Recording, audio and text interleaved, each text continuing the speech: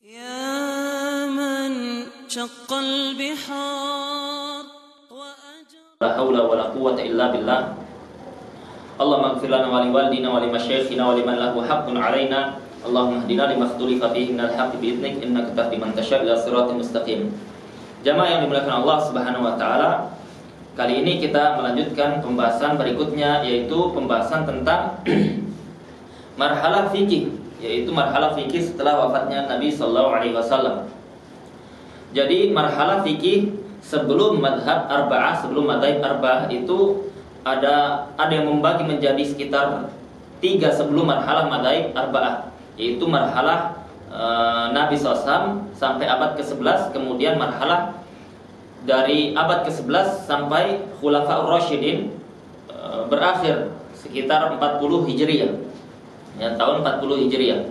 Kemudian marhalah selanjutnya marhalah sahabat Nabi SAW yang masih kecil usianya, yang masih muda usianya, dan kibar tabi'in, ya, yang itu kibar tabi'in, tabi'in yang mereka notabene murid-murid para sahabat Nabi sallallahu alaihi wasallam yang senior, dari abad atau dari tahun ke-40 sampai tahun ke-100 Hijriah.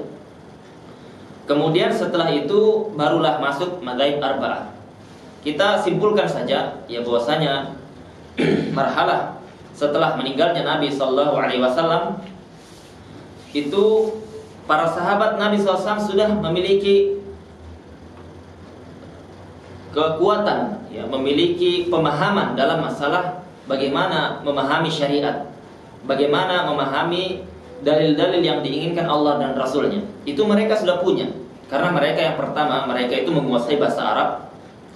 Yang kedua, mereka itu menguasai apa yang terjadi di zaman Nabi SAW. Jadi dari perkara-perkara, masalah-masalah atau urusan yang terjadi di zaman Nabi SAW itu mereka kuasai, karena mereka hadir di zaman itu, karena mereka waktu itu bersama Nabi SAW, bersama para sahabat yang lain. Mereka mengetahui ketika terjadi kasus seperti ini, Nabi SAW seperti itu. Ketika seperti ini, maka Nabi SAW berbeda lagi hukumnya. Maka mereka sudah terbiasa dengan apa? Dengan cara Nabi SAW menjelaskan syariat. Jadi penguasaan mereka terhadap bahasa Arab, kemudian mereka itu mengetahui di lapangan ketika bersama Nabi SAW, ketika masih hidupnya Nabi SAW, maka para sahabat Nabi SAW itu memiliki kemampuan untuk apa? Untuk berijtihad, ya, untuk berijtihad. Ya, meskipun kita katakan bahwasanya di zaman Nabi SAW itu tidak semua sahabat Nabi SAW itu melakukan ijtihad, tidak semuanya. Karena apa? Karena ilmu itu bertingkat-tingkat. Jadi harus difahami itu. Difahami masalah apa? Masalah derajat atau martabah suhbah, martabat derajat sahabat itu berbeda dengan ilmu. Ya, berbeda dengan ilmu. Karena apa? Karena ilmu itu sesuatu yang dia harus dicari, yang dia butuh belajar, butuh taufik dari Allah Subhanahu wa taala, butuh untuk dia kejar, dia cari. Makanya di zaman tabi'in ada yang lebih berilmu dibandingkan di zaman sahabat Nabi sallallahu alaihi wasallam. Ya, tetapi dalam masalah keunggulan derajat martabah yang disandang sahabat Nabi SAW itu lebih tinggi dibandingkan para tabi'in atau orang-orang setelahnya. Maka kita menjelaskan sedikit di zaman Nabi, setelah zaman wafatnya Nabi sallallahu alaihi wasallam, sebutkan ba'da wafatin Nabi SAW, setelah wafatnya Nabi SAW, inqata'at tasyri'. Syariat itu sudah terputus. Ya, syariat sudah putus. Maksudnya sudah putus, tidak ada lagi yang dia bisa membuat syariat, ya. Dan ini pahami nih. Ini ketika kita pahami bahwasanya tidak ada lagi yang bisa membuat syariat, karena syariat Islam, syariat agama Allah sudah berhenti ketika Allah Subhanahu wa taala berfirman, "Al-yauma akmaltu lakum dinakum wa atmamtu 'alaikum ni'mati wa raditu lakumul Islam madina." Al-yauma akmaltu lakum dinakum, hari ini aku sempurnakan bagi kalian agama kalian. Wa atmamtu 'alaikum ni'mati, dan aku sempurnakan kepada kalian nikmatku. Kepada siapa? Kepada sahabat Nabi SAW, kepada Nabi SAW. Yaitu ketika wafatnya Nabi, itu menjelang wafatnya Nabi sallallahu alaihi wasallam. dan Allah Subhanahu wa taala hanya meridhai Islam sebagai agama satu-satunya. Maka kita harus pahami bahwasanya tidak ada lagi syariat setelah itu. Tetapi fikih masih ada, ya. In qata'a at-tasyri' wa lam yanqati' al-fiqh. Syariat sudah putus, tidak ada lagi yang bisa menambahkan syariat atau membuat syariat baru, tetapi fikih tidak terputus, berlanjut dia. Dan ini menjelaskan kepada kita bahwasanya tidak ada dalam agama kita itu syariat digunakan dengan jalan al-kasyf, ya, jalan al-kasyf. Al-kasyf itu bagaimana? Kasyf itu seperti mimpi, ya, seperti mimpi yang dia dibukakan, ya, mimpi atau semisalnya yang dia dibukakan oleh seseorang dengan anggapan bahwasanya itu adalah syariat yang dia bisa jadikan sandaran hukum dalam masalah-masalah zuhud, dalam masalah-masalah tazkiyatun nafs, maka itu tidak ada dalam syariat kita, ya, dan itu menyelisihi para sahabat Nabi Sallallahu Alaihi Wasallam dan menyelisihi para ulama dari zaman ke zaman, ya, dari kalangan para ulama Ahlussunnah yang mereka di kalangan salaf dahulu. Ya, kita jelaskan bahwasanya, ini pahami bahwasanya di zaman Nabi Sallallahu Alaihi Wasallam ketika terputusnya wahyu atau sudah berakhirnya wahyu, zaman wahyu sudah terhenti, maka fikih tidak berhenti. Fakana sahabat radhiyallahu anhum ridwanu alaihim yastanbitun minal kitab was sunnah wa yaftunan nas. Dan para sahabat Nabi SAW ketika itu mereka saling beristinbat. Istinbat itu menjelaskan hukum dari kitab dan sunnah, ya, menjelaskan hukum dari kitab dan sunnah, atau dikenal dengan ijtihad. Dan mereka berfatwa, ya, dan mereka berfatwa. Tetapi dari kalangan sahabat Nabi SAW ini tidak semua mereka berfatwa, tidak semua mereka ahlul ijtihad. Ya, sebagaimana kita singgung di awal tadi, bahwasanya para sahabat Nabi SAW itu ilmunya bertingkat-tingkat. Ya, tidak sama antara ilmunya Abu Bakar dengan ilmunya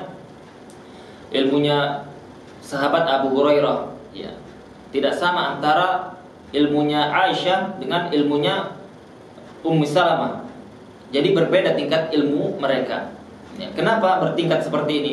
Itu seperti itu, ya. Itu sesuatu yang sudah Allah Subhanahu wa taala berikan kepada masing-masing orang. Allah Subhanahu wa taala yu'ti fadlahu liman syaa. Allah memberikan keutamaannya kepada siapapun yang Allah kehendaki. Tetapi dari kalangan sahabat Nabi sallallahu alaihi wasallam ini ada beberapa orang yang mereka tercatat memiliki fatwa-fatwa yang fatwanya masih terbukukan atau masih ada sampai kepada kita, ya. Kemudian mereka memiliki murid-murid dari kalangan para tabi'in, Yang perlu kita pahami bahwasanya di zaman sahabat Nabi SAW itu sudah terjadi perselisihan. Bahkan kita sudah katakan bahwasanya di zaman masih hidupnya Nabi SAW sudah ada perselisihan. Hanya bedanya di zaman Nabi SAW perselisihan itu bisa diselesaikan karena ada Nabi SAW yang yang menjelaskannya. Tetapi ketika meninggalnya Nabi SAW, para sahabat kembali berselisih. Ya, kalau ada Nabi SAW saja berselisih mereka, apalagi ketika wafatnya Nabi SAW. Berarti apa? Berarti ketika para sahabat saja sangat mungkin berselisih ketika hidupnya Nabi, ya, apalagi setelah wafatnya Nabi. Apalagi seperti kita sekarang yang kita tidak bertemu dengan Nabi, tidak bertemu dengan sahabat, tidak bertemu dengan tabi'in, tidak dengan tabi'ut tabi'in, tidak dengan ulama madzhab arba'ah semuanya. Maka keniscayaan kita adalah berselisih. Ya. Walau syaa rabbuka laja'alan nasa ummatan wahidah walakin ikhtalafu.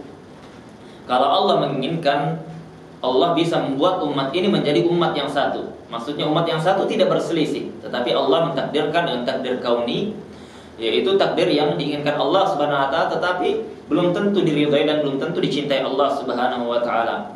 Maka itu namanya takdir kauni. Ya, tetapi Allah menginginkan dengan takdir kauninya ini kita berselisih. Ya, walakin ikhtalafu. Ya, kemudian Allah mengatakan illa man rahima rabbuk, kecuali orang-orang segelintir yang mereka itu dirahmati oleh Allah Subhanahu wa taala. Itu adalah perselisihan para ulama dari kalangan ulama ahlu sunnah. Itu adalah perselisihan yang dia dirahmati Allah Subhanahu wa taala. Ya, dan perselisihan yang seperti itulah perselisihan yang dia membawa rahmat untuk kaum muslimin. Yaitu sebagaimana yang disebutkan oleh Umar bin Abdul Aziz, bahwasanya saya tidak tidak bahagia, tidak merasa senang dengan para sahabat itu hanya sekedar bersepakat. Tetapi saya justru lebih senang, lebih bahagia ketika ada perselisihan di kalangan para sahabat Nabi Sallallahu Alaihi Wasallam, yang mana dengannya akan memudahkan oleh orang-orang setelahnya itu dari kalangan kaum muslimin untuk beramal. Terkadang ada yang bisa mengamalkan ini, ada yang bisa mengamalkan itu. Maka itu diantara rahmat Allah Subhanahu Wa Taala.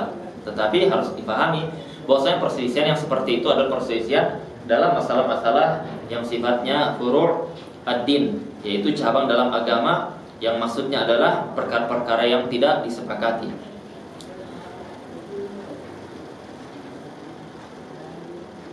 Ya, disebutkan di sini bahwasanya marhalah sebelum marhalah madzhab ini ada zaman sahabat Nabi Sallallahu Alaihi Wasallam, ada juga zaman tabi'in. Zaman tabi'in. Kalau ada yang mau merujuk itu disebutkan dalam kitab Hilalnya Ali bin Madini, ya, disebutkan dalam kitab Hilal itu bagaimana zaman sahabat Nabi SAW, madhab siapa saja, kemudian murid-murid sahabat dari kalangan tabi'in siapa saja, dan murid-murid para tabi'in siapa saja. Itu disebutkan di situ dengan lengkap, ya. Dinukil oleh gurunya Imam Bukhari, Ali bin Madini, dalam kitabnya Al-Ilal. Itu halaman 7 sampai halaman 8. Beliau menukil dari seorang ulama dari kalangan tabi'in, yaitu Masruq. Kalau kita lihat di sini min masadir fiqhi hadil marhalah, di antara sumber dalam marhalah ini fikihnya itu sumbernya ada dari musnadat, yaitu kitab-kitab yang disebutkan sanad-sanadnya. Itu ada Musannaf Abdul Razzaq, ada Musannaf Ibn Abi Syaibah, ada Musannaf Ibn Abi Syaibah, ada Al-Awsat Ibn Al-Mundhir. Atau kita kalau mau merujuk kitab-kitab yang selain bersanad itu di kitab-kitab fikih-fikih muqarrar, ya. Kitab fikih-fikih muqarrar. Kemudian di kalangan para sahabat Nabi Sallallahu Alaihi Wasallam itu berbeda-beda tingkatan keilmuan atau tingkatan banyaknya fatwa yang dinukil. Di antara mereka ada yang paling banyak, ada yang pertengahan, ada yang sedikit. Ini dinukil oleh Al-Imam Ibnul Qayyim dalam kitabnya I'lam Al-Muwaqqi'in. Itu yang paling banyak adalah sahabat Umar bin Khattab, Ali bin Abi Thalib, Ibnu Mas'ud, kemudian sahabat Aisyah istri Nabi SAW tercinta, Zaid bin Thabit, kemudian Ibnu Abbas. Ya, Zaid bin Thabit ini adalah yang paling paham terhadap masalah-masalah warisan. Kemudian Ibnu Abbas yang paling paham terhadap masalah-masalah tafsir. Ahlu tafsirnya para sahabat Nabi SAW itu adalah Ibnu Abbas. Kemudian ada sahabat Ibnu Umar. Ya, Ibnu Umar dia merupakan anak dari Umar bin Khattab radhiyallahu taala anhu. Mereka ini yang paling banyak, 7 orang ini, ya, yang nanti fatwanya tersebar dari 4 ini. Harus difahami, tidak ada perselisihan di kalangan para ulama Ahlus Sunnah bahwasanya Abu Bakar adalah sahabat yang paling berilmu, sahabat yang paling berilmu setelah Nabi SAW. Tetapi kalau kita melihat dia termasuk orang yang pertengahan, yaitu tidak banyak, tidak lebih banyak dibandingkan sahabat yang 7 tadi dalam masalah menyebarkan fatwa. Kenapa? Karena Abu Bakar ini disibukkan dengan masalah kekhilafahan, masalah kenegaraan, dan yang lebih penting dari itu. Ya, kemudian sahabat Utsman bin Affan, yaitu yang dia wafatnya dalam keadaan beliau itu membaca Al-Quran. Ketika wafat dia dibunuh oleh orang-orang kalangan munafik yang mereka itu menginginkan huru-hara di tubuh kaum muslimin. Umar ini kisahnya panjang, kisah Utsman ini kisah yang sedih sekali, ya. Kisah yang sedih sekali. Ketika sahabat Nabi SAW dilarang untuk ikut campur dalam masalah ini. Ya, ini kita akan lanjutkan di pertemuan berikutnya. Kita akan singgung sedikit kisah Utsman ini. Sedikit saja kita singgung. Ya, kita cukupkan sampai di sini. Subhanakallahumma wa bihamdika asyhadu an la ilaha illa anta astaghfiruka wa atubu ilaik. Assalamualaikum warahmatullahi wabarakatuh.